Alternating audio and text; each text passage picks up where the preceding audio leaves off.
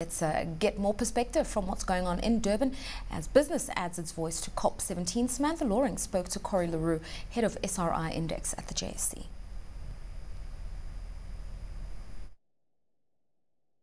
We are seeing an improvement. I think the trend is starting to flatten out a little bit in terms of the companies that we were trying to get on board.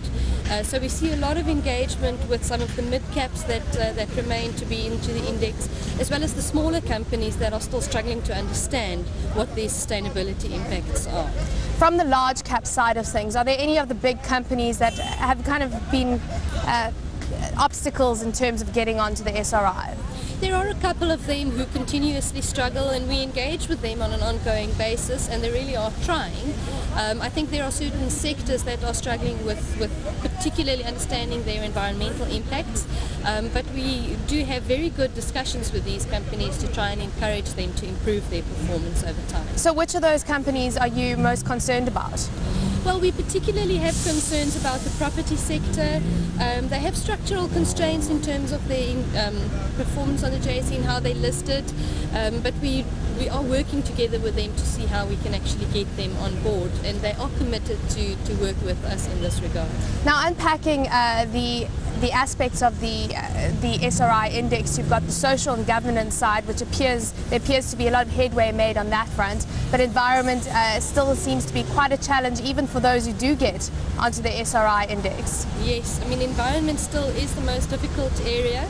It is rather demanding criteria that we have set for the companies. They really have to have addressed all the issues across a range of key impacts for them to be able to get into the index. And particularly the medium impact type companies do tend to still struggle with that holistic perspective of things. Now, you also did a study of the top 40 companies. Just looking at some of those results there, you had 95% of the companies understanding and disclosing their carbon emissions, but only 30% are actually doing something to reduce their carbon emissions, and 35% have linked climate change to executive remuneration. So there's still this disconnect between understanding how bad your carbon footprint is and then taking the necessary action.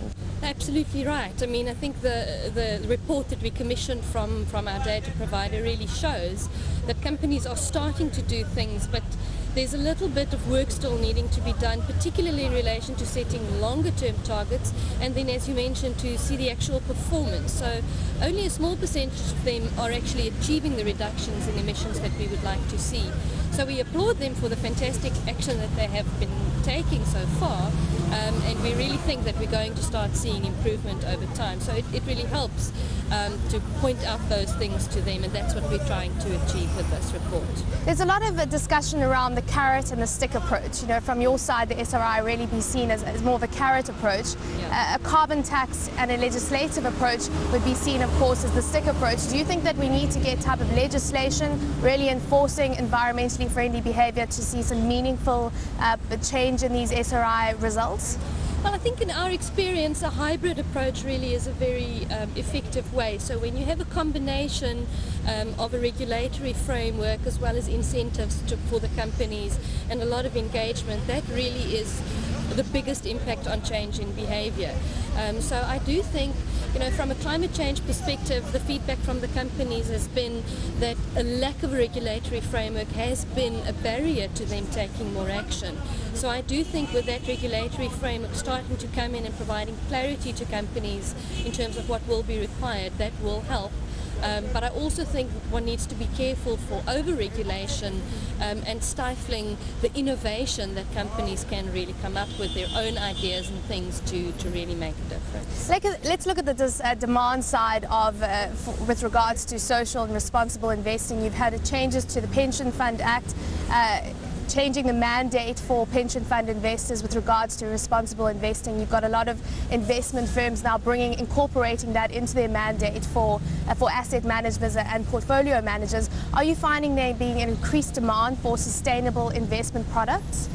Well, I think, the change to the Pension Fund Act is really an absolute watershed moment for the investment community. And from January, I think we'll see a lot of work being done by pension funds to start bringing that into their mandates. From our perspective, we don't yet see so much demand for products.